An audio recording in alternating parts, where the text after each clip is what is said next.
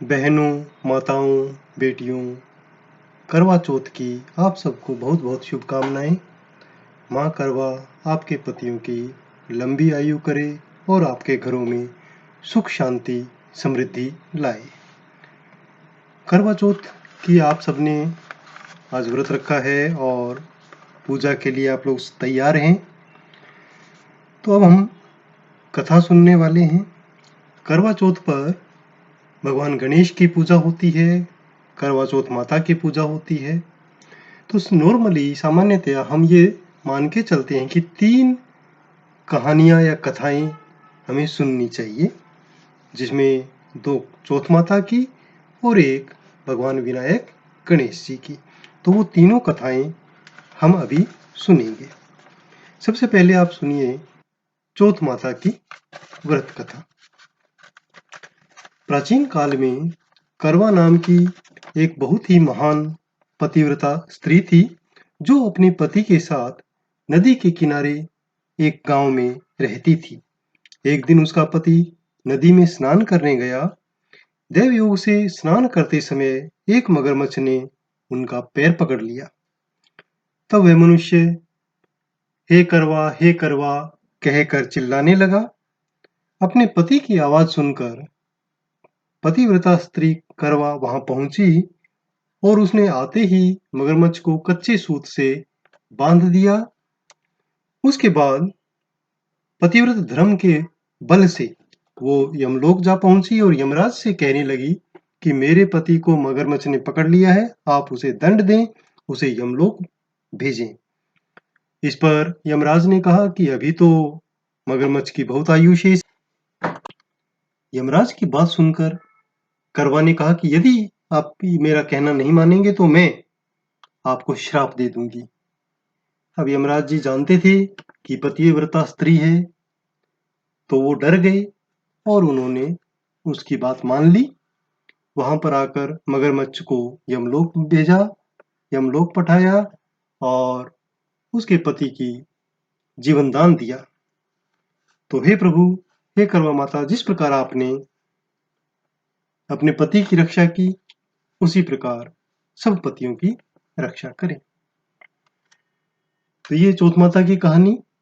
अब एक दूसरी प्रसिद्ध जो कथा है चौथ माता की, वो आप सुनिए, जो एक साहूकार के 7 बेटों और एक बेटी की कहानी है। बहुत समय पहले की बात है कि एक गांव में एक सेठ के 7 बेटे और एक बेटी रहती थी। सब विवाहित थे। एक बार करवा चौथ पर 7 बहुओं और बेटी ने करवा चौथ का व्रत रखा। अब शाम को जब सभी बेटे साहूकार के खाना खाने बैठे, तो उन्हें याद आया कि उनकी बहन ने तो खाना खाया नहीं है। तो वे बड़े दुखी हुए, क्योंकि वो अपनी बहन को इतनी देर भूखा देख नहीं सकते थे और वो चाहते थे कि उनके साथ ही बहन खाना खा ले। इस पर सबसे छोटे बेटे ने एक उपाय निकाला। वो पेड़ पर चढ़कर एक दीपक वहां पर जलाया और छलनी की सहायता से उसको चंद्रमा के रूप में बनाकर अपनी बहन को दिखाया। बाकी भाइयों ने कहा कि देखो बहना, चंद्रमा निकल आया है, अब आप उसको हृदय देकर हमारे साथ भोजन करो। बहन ने अपनी भाभीयों से कहा कि देखो चंद्रमा निकल आया है। तो भाभीयों ने हंसते हुए कहा, ये तो तुम्हारा चंद्रमा है, तुम भोजन कर लो, हम बाद में करेंगे जब हमारा चंद्रमा आएगा। भाभीयों की बातों को उसने ध्यान से समझा नहीं और खाना खाने भाइयों के साथ बैठ गई। जैसे ही उसने पहला टुकड़ा मुंह में रखा, उसे छींक आई। जैसे ही दूसरा टुकड़ा मुंह में रखा, उसमें बाल आ गया और जैसे ही तीसरा टुकड़ा मुंह में रखा, उसके पति की मृत्यु का समाचार उसे मिला। वो बड़ी दुखी हुई, रोने लगी।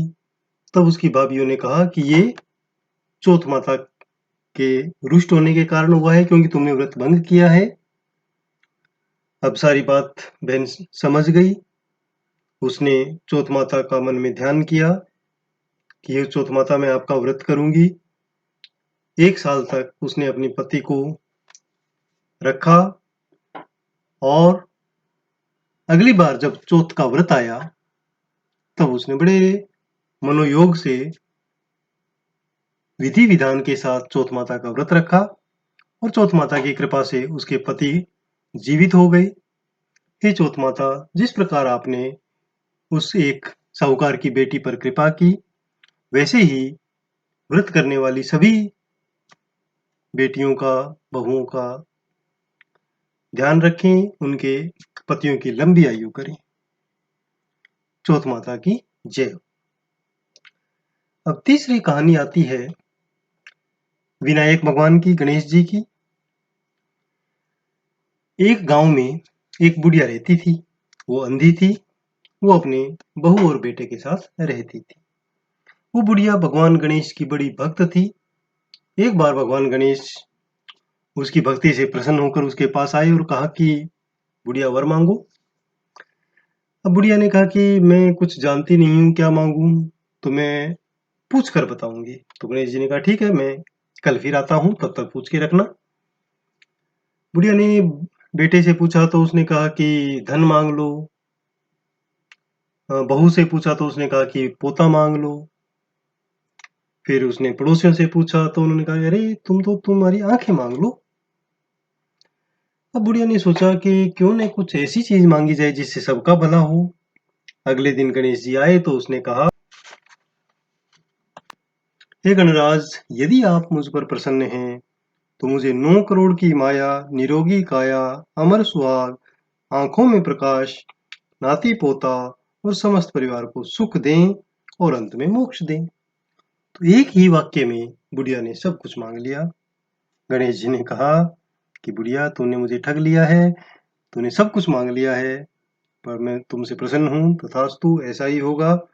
तो हे गणपति महाराज, जिस प्रकार आपने बुढ़िया को सब कुछ दिया, धन धान्य से पूर्ण किया, ऐसा ही आज व्रत करने वाली सभी महिलाओं को ये वरदान दें, उनका घर धन धान्य से भरें, उनके पतियों की लंबी आयु करें, जो भी उनकी मनोकामना हो वो पूर्ण करें।